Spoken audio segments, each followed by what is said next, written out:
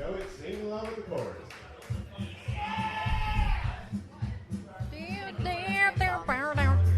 Oh, sorry, I thought it was a different song.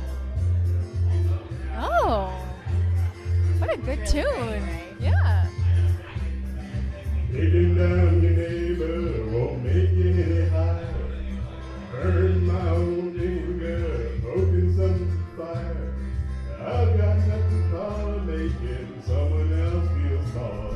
If you ain't got nothing nice, they don't say anything at all.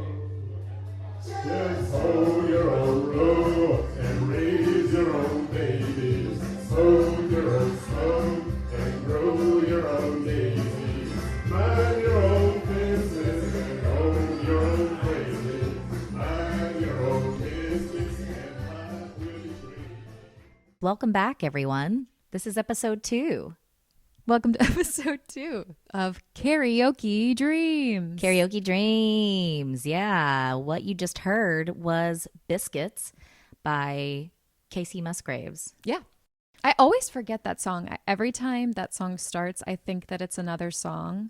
Oh, yeah. Which you do. Oh, yeah. Which At the beginning. you just heard. And yeah. To me, it sounds like... I love leaving that in because it's real funny to me. I feel like it's reminding me of... It's looking out that back door. Looking out that back door by Credence. Yeah.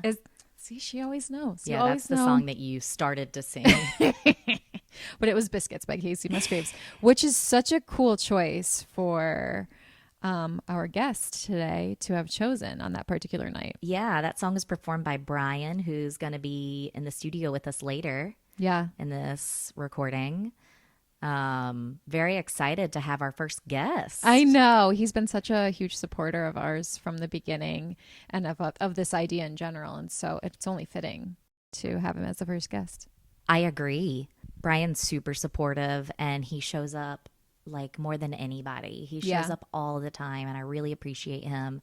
And I appreciate everybody who shows up all the time, but Bryan is like really dedicated and really committed. And so it seems very fitting that he's our first guest. And so pleasant to listen to. He's got such a great tone and like his voice is interesting even if he's just talking about drinks. Yeah, he does talk about drinks. That's true. We talk about a lot of things. So, we're like excited to dive in there.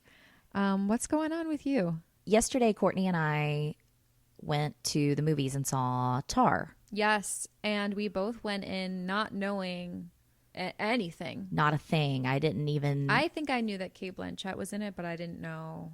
I knew she was in it, else. and I knew the director was Todd Field. And I did not read... Like, if I read the synopsis, I forgot it because I intentionally was like, I'm going to go in blind. Yeah. I've gone in blind a couple times before, and I like doing that sometimes, especially a matinee. You're like, it feels like you're sneaking out for the afternoon. You're seeing a movie in the daytime. Like, who knows what it's going to be. Right. And then it ended up being like this very long movie that we don't have to go into a full synopsis of. I would recommend it, though. Would you? Definitely recommend. Yeah. I enjoyed it quite a bit. And it was interesting because that movie has a lot to do with music. Specifically classical music, and just the fact that Britt and I are around music and talk about music, and this podcast is based around music. Like, it was kind of funny that we both didn't know that we were gonna be sitting there watching a movie about music. I had no idea. I didn't know that she was a conductor, which I don't think that's that's given. That's like the main thing. Yeah. Is that she, like, I didn't even know that basic info. Yeah. So it was exciting and fun. It was exciting. I really liked it too. I really liked it. If I had to say one thing about it, I would say I really liked the way they presented these ideas, these complex, complicated ideas, and they didn't shy away from some controversial topics. Mm-hmm. And I felt like they handled them in a really cool, interesting way. Yeah. Yeah. There was a quote. So basically, this is not giving anything away, but she is a conductor. There's a part of the movie where she's being interviewed. I think it was during this part, and the interviewer's asking her, how does the conductor really fit in to the orchestra? Like, what's the difference between how this person conducts Mozart and how this person conducts Mozart, or whatever? And she said the conductor is often overlooked, but it is not only the most important person because they're keeping time for the orchestra, but also it's their job to interpret the music down to like, when was it written? What was the person feeling like when they wrote it? Like all of these beautiful thoughts that I had never thought about before. And she said, like, the conductor, it's their job to keep time, but also tell the story of whatever the original composer was trying to like express by writing this music. And I just thought that was such a beautiful truth. And it got me actually thinking about like how people will do covers of songs, because other side note, Reto and I watched the Dolly Parton documentary recently, which you would love if you haven't seen it. I have not seen it. And Reto didn't know that she wrote I Will Always Love You. Oh, wow. Yeah. And he's like, oh, that's a completely different song. And it really is. It's yeah, a complete, her recording interpretation is completely different. And they're both just so beautiful and unique. And yeah, that thought about the composer and the conductor like got me on this sidetrack of just people, like musicians in general, interpreting other musicians' work. Yeah. I love that you mentioned that Dolly originally wrote that song. That's actually one of my favorite things when people sing karaoke is they show, because we buy the rights to all the songs, it shows the songwriters' names at the beginning and end of every song. Okay. So sometimes I hear a song that I really love, and then I look and I recognize the writer, and it's a famous singer maybe, right, that you had no idea, just like this Dolly Parton, Whitney right. Houston situation. There are other songs like that are written by other famous singers, and you have no idea that they wrote that song. I want to know, do you know any off the top of your head? There's one, I'd have to look it up, but there is a song written by Chris Stapleton, but it's performed by somebody else, and it's so good. It's a really good... It's not Justin Timberlake, is it? No. Oh my gosh, I found it.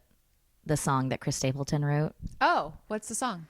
It's Your Man by Josh Turner. Do you remember that song? Oh, no, Where you gonna turn the lights down low. I bet we sound really good. So bad. Do you know why people are requesting? Okay, people are requesting that now because it was like it had a moment on TikTok again. Oh, it did? Yeah. Oh, that's so funny. Yeah. So people know it, but I knew that song is like from our time together in Nashville. Yes, it's from 10 or more years ago. Yeah, yeah. But he wrote that, is what you're saying. He wrote that song. Wow. And every time it ends at karaoke and it says C. Stapleton, I'm like, of course he wrote it. Yeah. It's so good. Yeah. That also is so interesting because it's like, that was before the world kind of knew who Chris Stapleton was. Long before. Right? So like, there must be so many others that are just like fabulous songwriters that just haven't made their break yet. I was just looking up an article about songs that Chris Stapleton has written. And like the very first one was a song recorded by Adele. Oh, I was going to say that. I feel like he recorded a song for Adele. He did. He wrote a song for Adele, rather. Sorry. Yeah. I mean, I can see it though. Like they're both very soulful people. Totally. That's so cool. Anyway, we found it. You found it. Good job. Court, who's this week's sponsor? I mean, Diet Coke or Taco Bell? This week's sponsor is Taco Bell. Absolutely. The most delicious Taco Bell. Thank you for your vegetarian items. Thank you for always letting me customize them. Thank you for your kindness at the drive-thru. I really appreciate that you guys have Diet Mountain Dew. That's a good 0-calorie drink. Shout out to the Dorito taco. Never had the Dorito taco. Man, it's good. Black bean chalupa is where it's at. I can tell you that. Yeah. Mm-hmm. Black bean crunch wrap supreme. Okay, I'm listening. Like, honestly, It's just so delicious. You could have more dessert options, though. Hey, you heard it here first, folks. Taco Bell needs more dessert options. I just feel like it does. Well, I am excited for you guys to hear our first guest of Karaoke Dreams. And if you stay tuned, we're going to get into that interview right about now. Ciao. Hey guys, before we get into our interview with Bryan, I wanted to give you a little rundown of the karaoke happenings this week. On Monday, you can join KJ Two Shoes at the Fable in Eagle Rock from 8:30 to 12:30, or you can join KJ Britt Show a little later in the evening at the Bigfoot Lodge in Atwater from 10 to 2. On Tuesday, you can join KJ Waxstad at Ye Rustic Inn in Los Feliz from 9:30 to 1:30, or me, KJ Britt Show, at Johnny's in Highland Park from 8 to 12. On Wednesday, you can join me at Club TG in Atwater from 10 to 2. On Thursday, you can join KJ Petros at the Roguelike Tavern in Burbank from 8 to 12, or join KJ Two Shoes a little later in the evening at the Fable in Eagle Rock from 9 to 2. Friday, you can hang out with me again at the Roguelike Tavern in Burbank from 8 to 12. And starting this Saturday, you can come see KJ Britt Show at Ronnie's Kitchen and Cocktails in Hollywood from 8 to 12. On Sunday, you can visit KJ Sweet Tea at Highland Park Bowl in Highland Park from 8 to 12. Or you can visit me, KJ Britt Show, at Gold Rail Bar in Glendale from 8 to 12.